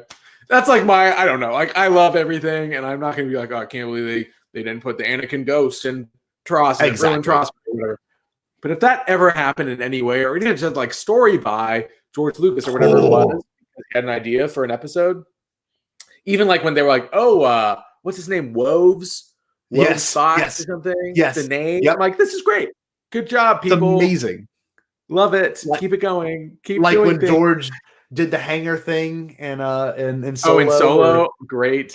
How perfect is that? That's perfect Han. Yeah. That's perfect George. It's just like I could talk about that forever. What I'll say, and I say it on whenever this comes up. If you want to see George Lucas movies that are being created in 2020, the year of our Lord 2020, then you need to follow Melody Hobson on Instagram. Okay. Melody Hobson is George Lucas's wife. Melody Hobson is very active on Instagram. Oh, I did not know compared that. to George. Yeah, very active. Oh, it's just a normal. She's very, very successful, very, very smart, has a whole career before George and after George and what she's doing now. Oh, definitely. But every so often, she will post a video of her at her house, especially during quarantine, working out or gardening or just hanging out. And you're like, there's no one else at this house. These are just George Lucas Instagram boyfriend videos. This is technically George Lucas directing a movie. I will enjoy it for what it is. So that's all I'll say. Dude, mind-blowing. I didn't even think about that. There's one shot in the gallery too that I love. It's whenever they talk about, Favreau and George, like, well, you wrote it. Some of the holiday special. He goes, he's like, I don't know. But you'll know this because we're both obsessed with. George is like leaning back like this, and his iPhone's in his pocket. And I'm like, in my brain, every time I see that picture, I go, George has totally been like, how the hell, like, why can't I like he has to have those boomer moments, right? He has to have those. What apps does George Lucas have on his phone? Someone asked me, like, do you want George Lucas on the show? And I was like, of course. But I wouldn't. There's nothing to ask George Lucas anymore. No. The things I'm curious about with George is what he's doing now, what he's enjoying now, what he's experiencing, and the content he's consuming, right? What shows, what movies speak to him. Like he was on the Game of Thrones set because he was enjoying Game of Thrones. I remember him talking about Rome, HBO being a big inspiration for him. And then even there was a Melody Hobson interview at the beginning of quarantine about like, how are you surviving quarantine? And she was like, oh, my husband every night's making us watch an action movie. Like tonight's Air Force One. And I'm like, wow, your husband's George Lucas and he's making you watch Air Force One. Like, what else are you guys watching? Where's your letterbox, Melody Hobson? Like, let's figure this out. So, dude, and funny enough, you bring up a great thing that I often think about, and you've seen it. I mean, I've sent you the video of the ridiculous like smash hyper wild cut I made of just like all those just George Lucas interviews going array, and like the best is I'm just gonna make short films for my friends. You're never gonna see them. That whole section makes me laugh each time because it's the same cadence. He says it almost to be condescending. Like 2015 to 2020 George Lucas might be the best aesthetic of George Lucas. He does not give a single shit, at all. And I would love for him to come on Talking Bane, like just talk about like, well, I really don't like streaming services. There's way too many of them. I would love. That's all. I just need to sit down with him and just like talk about comics or something or whatever he's reading. Like, who cares? Because like we know all the stories, but he's not going to say anything new or interesting. No. So just shoot the shit with him for 30 minutes and then call it an episode and be like, all right, we got it. So. It's so ideal. Well, the people that help aid George Lucas do these prequels were huge ones, and I'm just going to read off the list. If there's anyone in particular you want to bring up, Brandon, by all means, don't stop me.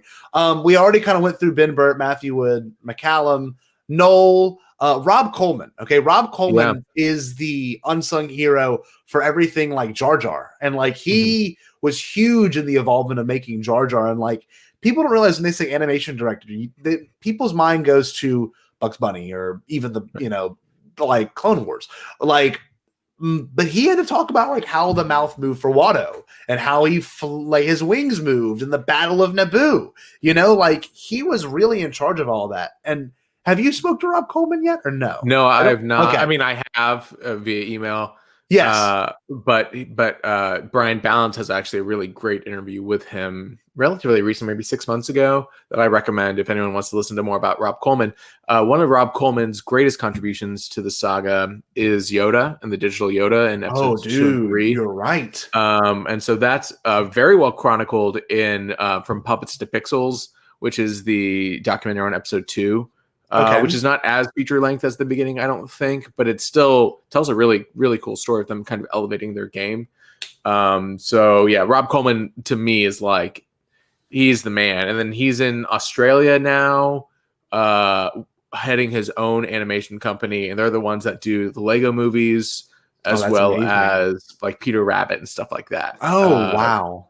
So yeah, really, I mean, very incredible guy, and has contributed so much to not just Star Wars, but to he's got a very memorable face too. And I was before we got on tonight, I was watching Revenge of the Sith's documentary. Or I guess there's several documentaries that I think someone put on YouTube as the one big thing, and he talked about Grievous and stuff for a while. And I'm just like, yeah, that's an incredible thing to have to be in charge of, you know? And like, I don't know, people don't realize like when you watch the dailies and stuff or what that even means, right? And like that's where a lot of make or break happens, and right. All these people on the list are all there for it. David Tattersall, like, yeah, I didn't realize how important he was, but the reason the prequels looks the way it does, in terms of how it's shot, the camera movements, even the stationary shots, like they all look that way because of this man, and that's a name that has gotten more familiar, I guess, over the past like 2 or 3 years for me. But that is a very important dude, like a very important dude. Yeah. And again, him and Gavin Bouquet and Trisha Bigger all working together on Young Indy, familiarizing each other. Because when I was interviewing Gavin, there was a big conversation about how important it was for him and Trisha, especially, to work seamlessly. Because, for instance, there's a scene that he brings up in our interview where the first time Amidala's in the like private Senate chambers with the red walls. He had not coordinated with Trisha to make sure the handmaidens' outfits were also not crimson red. And then David Tattersall had to like shoot it in a way that made it feel purposeful. And so then what they came out with, and George was like, oh, that looks really great, was the handmaidens were there to blend in.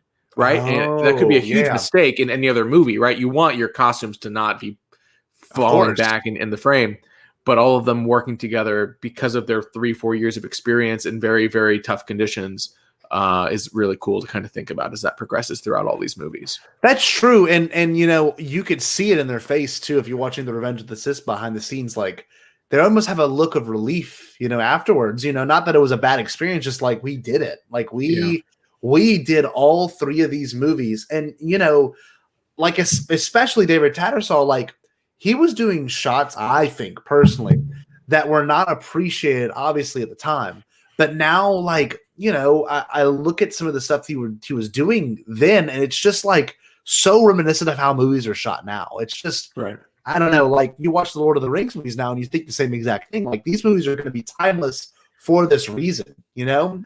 Like you watch A New Hope and you're like, okay, that looks like it's from 77. But like Empire looks timeless. Return of the Jedi looks timeless. I don't know. I think the prequels in 50 years from now are going to be looked back on as like this pinpoint in what came before it and what came after it, you know? And it's a pretty impressive thing to have that under your belt. Of course, John Williams. I mean, what else can you say? Duel of the Fates. I mean, you name it. I mean, all these great things. Robin Gerland, okay? I did not realize one of the other unsung heroes. I mean, you watch her when she's doing the thing with Jake Lloyd, and that's a great moment where George is watching with the art department that interview, that I guess that scene between Natalie Portman and Jake Lloyd, and like she did that. Like she found Ewan McGregor. Like what? Like. And her influence is still meant to today. I mean, like we got Kenobi coming out in what, a year and a half? So like she did that perfect. I don't know. Don't know if I've ever seen anything else with her in terms of like interviews. Has she ever done anything or no? No. And I have tried. Because she is, again, one of those unsung heroes. Even if you think about them, the Hayden Christensen casting and that process as well, of bringing someone new into a cast that was pretty already well defined. The amount that she kind of went through to make this all happen. Really, people loved to crap on the casting for the Of course. prequels. I don't back know in the why. day, but those people are idiots. And Yes. whatever. Like it doesn't. Who cares? Like those people, they don't like Star Wars, so they can screw off. Exactly. And like, to me, I guess personally, I mean, I have no say in this game because I didn't make any of these, but like the role of casting is so important. And like you can see like the Marvel films obviously took a really big, thing, I think, from Star Wars in the sense of like once you got one person, stick to that one person. And like I don't think there was any recast. Honestly. Terrence Howard and Don Cheadle. Okay. No. I mean in the sense of prequels. Like I don't like I not to my knowledge. I know they had in the deleted scenes with Bail Organa or whatever the heck that was.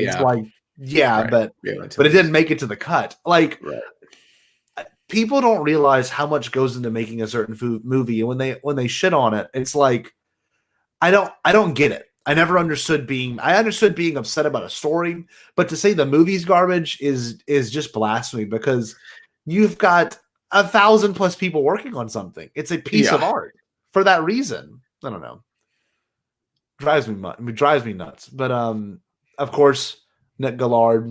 I mean, come on. I mean, so much has been said about him already. Incredible. And he was one of my first interviews on the show, maybe episode like 13, 14. And that was very early on still, and I was mostly interviewing people that were like, oh, I am the actor that was in Jabba's Palace here, or whatever it was, which were awesome for me. And then with Nick Gillard, I was like, oh, like, here we are, And so he, incredible, nice man, wonderful, very, very busy still doing stunt coordination everywhere.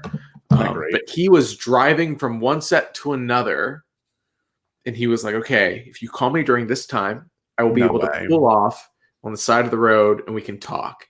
And so he pulled off into a gas station for 30 minutes in the middle of like Ireland or something. No way. And we did this interview. And that's one of the only interviews that I've gotten like misty over. Because he was so humble about everything. Because if you think about the prequels, you think about the lasting legacy, and you brought up John Williams already. But if someone that like quote unquote hated the prequels, they'd be like, well, at least the fights were good and the music was good, those things are so intrinsic to like how incredible those movies are. And he's like the person that made that all happen. Oh yeah.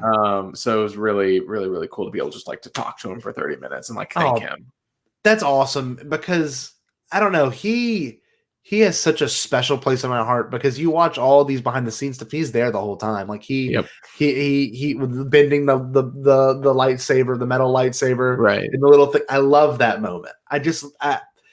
He's got such a welcoming look and welcoming face. And I mean, he spent a lot of time with these actors to get this stuff down. And like you watch it and it's literally one half of it is the real actor. And the other half is the obviously extremely well done, stunt person.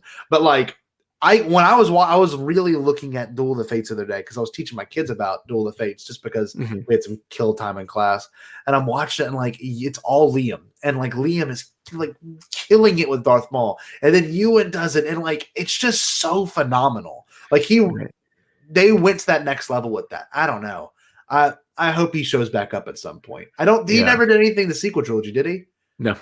Okay. Well, maybe with Mandalorian, maybe, or maybe with Kenobi. He loves Ewan. Oh, could you imagine? Cool. Could be cool. I'm telling you, if we see half these names show back up on Kenobi, it would be crazy. We're throwing a party where I'm driving to Dallas. It'd be great. Night. Yeah, it'd be ridiculous. Like, here I am. Here I am, dude. No, and the last one. Okay, the last one on here showed up late. I believe he showed up for Revenge of the Sith, right? That was one of the first ones he worked on. Ian McCaig. Pretty sure he didn't. No, he was there. He was there the entire time. He was there. Oh, did he do Phantom Menace too? I didn't. He did Phantom Menace because he designed Maul. And he designed Padme. He designed a bunch of Padme stuff, and even the braids of the Jedi, like the top knot and the braid that we associate, is all with him. So genius. Yeah. Genius. And now, I mean, that's the best part about this. He's still doing Star Wars stuff, right?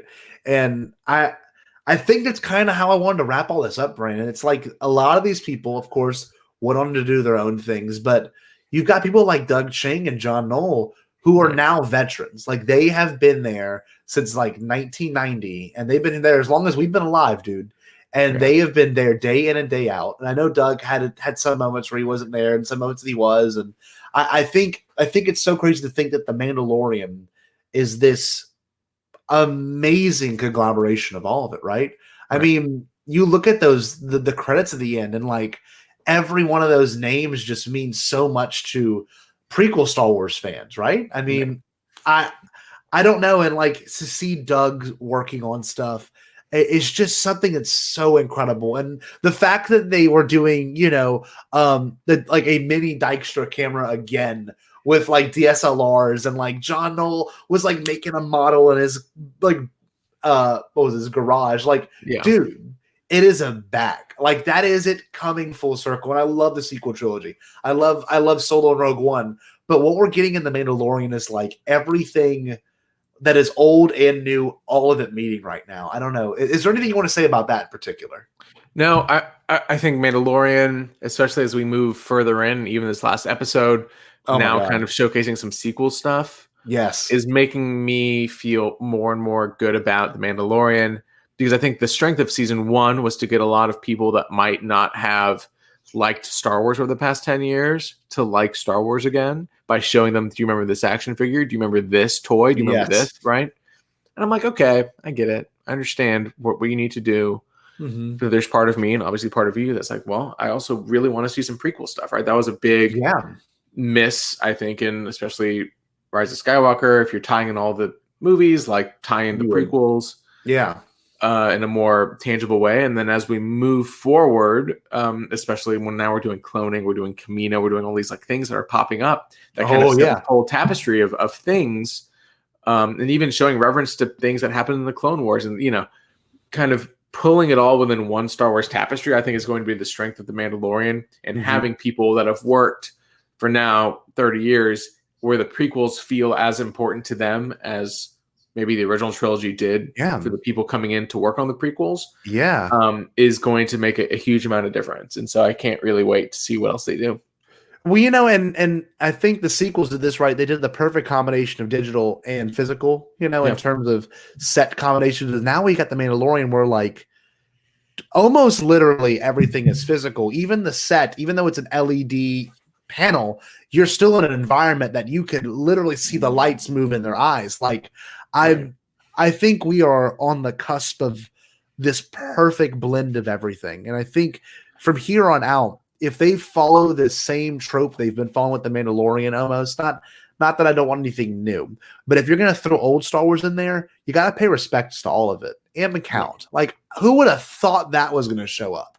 M Count, like that was something that made me stand up. Because I was like, they are admitting to it. Where the sequel, literally, JJ was like, we're going to throw a skull and bones of Jar Jar and on Jakku. And I'm like, I don't miss it. I mean, I loved Ryan literally having Mark Hamill say Darth Plagueis. Our city. Oh my God. Yeah, that was cool. It was amazing. Here we go, man. That was just enough. But now we're literally getting things like M Count. And like, I mean, at the time of this recording, for anyone that wants to know, we don't know if Ahsoka shows up in the chapter 5 yet. But think about that. I mean, people that aren't diehard fans, they're gonna be like, "Oh, I wonder who that is. That's pretty cool. She's got 2 white lightsabers." Like, what? And we're gonna be like crying, and it's gonna be a whole thing that weekend. But like, I don't know. I really do believe right now we're at this wonderful, wonderful meeting place, and I don't know, Brandon. I'm so glad we could share this moment together. I really am. Thank you for having me on. Dude, love talking about this kind of stuff. This is what I talk about when cameras are off and it's just my fiance, and she's like, "Okay, why are we talking about Knoll again?" And I'm like, "Listen, Maggie, we have to." So, oh man, I get it. My girlfriend, she'll every now and then throw the line into me. I'll crush you like a bog. And it makes me laugh constantly because they're aware of it, but they're not aware of it. Like, I mean, you know this, probably every other waking moment of your life is Star Wars. Like literally you're like, I wonder I wonder how they're going to do this, in the book or in the comic or in the audio drama. I don't know. I'm glad that you and I could have our mind melding and explore everything prequel and now. And Brandon, this is a treat, dude. Plug your stuff. Where can people find you, man? Yeah, you can find me at TalkingBay94 everywhere. Twitter, Instagram are the ones that are kept up most to date. If you want to see what I'm buying on eBay, definitely Twitter, TalkingBay94. And then everywhere you listen to podcasts, there I am, iTunes, Spotify, wherever. Upcoming episodes this week, we have Chris Bartlett, who played a bunch of different roles in The Mandalorian. He's also the official C-3PO now for Lucasfilm. He was most recently the protocol droid in this last episode of The Mandalorian, the teacher. Nice. He was the Kubaz with the flute in the first episode. He was Bounty Hunters. He was the Zero, the Bounty Hunter. That's huge. That Bill Burr episode. So he's done a bunch. Really nice guy to talk to. Then we have some other ones. We have the guy that designed the opening crawl for Star Wars. Shut up! That's so sick. That was cool to talk to him. And then on Friday, we are going to be doing a Black Friday merch drop. Nice. Of new things that people have been asking for. Yeah. And then some new things on top of that. So it'll be cool. So you can check all that on my social media. I think Brandon's one of the best follows you can find because he'll find some interesting and weird stuff that he'll share. And I don't know, I'm just glad this community can exist and there's people like you that are like really just shining lights. Like Brandon's not the one to make a post that's like too controversial. Brandon's always just this joyful person that'll just be like, hey, don't let me buy this. And then you look at it and you're like, how do I find that listing? Because I'm going to buy it. Right. And like, I never put the listing. I never put the listing. You put a screenshot. One person, there was like someone had their hat from Taco Bell when they worked at Taco Bell during Phantom Menace. They had their hat and it was on eBay. And I was like, don't let me buy this. It wasn't that expensive. And then someone found it and they tweet at me like, thank you, I bought it. I was like, thank you for buying it so I wouldn't have to. And so I was like, thank you. Thank you for doing this. Oh, dude, it's solid. I mean, it happens. It really does happen. But Brandon, pleasure having you. If you don't mind, I'm going to get my plugs in and then we'll wrap it up. So if you had a great time with Brandon and me and you want to go find his stuff, listen to everything you just said. Talking Bay 94 is fantastic. But if you liked us, you can still like us. You can subscribe, you can like, you can share this. Please rate us 5 stars on iTunes and please review us. We love a good review or a bad one. Reviews are fine. If you really liked it and you want to support us on Patreon, go to Beyond the Blast Doors. Okay, that's where you go to patreon.com/Beyond the Blast Doors. Keep with us online at beyondtheblastdoors.com. And if you want to follow us on Twitter at Bombadcast, you can follow us there. And you want to call us, leave us a message at 331-BEYOND, to Beyond. Okay, 331-223-9663. And one more thing to kind of end all this on, please go support the Hyper Toy Drive. When you support it, you're supporting Toys for Tots. And right now, they are not doing so hot with the COVID stuff. So by all means, if you've got a little spare change, help a kid in need get a wonderful Christmas gift on this Christmas of 2020 that hopefully will be a nice ribbon or bow at the end of this whole entire hectic year. But Brandon, usually at the end of every show, I have my guests say the wonderful words to Stay Bombad. Brandon, give us a beautiful Stay Bombad. Hey, stay Bombad, everybody. All right, y'all. Enjoy the rest of your evening. Have a good one. The following presentation